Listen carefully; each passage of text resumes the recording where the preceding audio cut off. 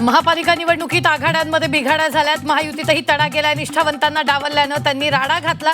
Zee 24 तासनं निवडणुकीतल्या या घडामोडींवर विनोदी ठाकरेंचे एकत्र येणं.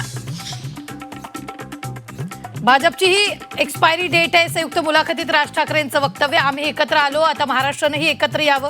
ठाकरे बंधूंचं महाराष्ट्राला आवाहन. देवेंद्र फडणवीसांच्या हातात काहीच नाही. दिल्लीतून सांगणार तेच फडणवीस करणार. महामुलाखतीतून राज ठाकरेंचा हल्लाबोल. चंद्रसूर्याचे दाखले दिले तरी वरच्यांच्या मनात असेल तेच होणार असल्याचं विधान. मुंबईत जन्माला येऊन म्हातारे झाले तरी विकास जमला नाही. मुख्यमंत्री देवेंद्र फडणवीस यांचा ठाकरे बंधूंना टोला. तर शिंदे आणि मीच मुंबईचा विकास केल्याचाही दावा.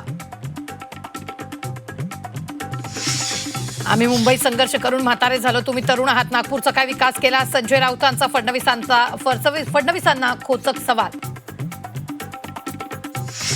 भाजप एमआयएम एकत्र येईल वाटलं होतं का? दोन्ही राष्ट्रवादीच्या विलिनीकरणाबाबत सुप्रिया सुळेंची सूचक प्रतिक्रिया. आता केवळ पुणे पिंपरी मनपा निवडणुकीपुरती चर्चा. झी 24 तासच्या टू द पॉइंट कार्यक्रमात सुप्रिया सुळेंचं विधान. भाजपची ही एक्सपायरी डेट आहे. संयुक्त मुलाखतीत राज ठाकरेंचं वक्तव्य. आम्ही एकत्र आलो, आता महाराष्ट्रानंही एकत्र यावं. ठाकरे बंधूंचं महाराष्ट्राला आवाहन. भाजपाठोपाठ शिंदेच्या शिवसेनेची एमआयएम सोबत युती. परळीत नगर परिषदेसाठी नवं समीकरण. शिवसेना राष्ट्रवादी एमआयएम एकत्र तर भाजप स्वतंत्र. भाजप उमेदवार निलेश भोजनेंना कोर्टाचा दिलासा. निलेश भोजनेंना निवडणूक लढण्यास परवानगी. अर्ज बाद झाल्यानं भोजनेंची हायकोर्टात धाव.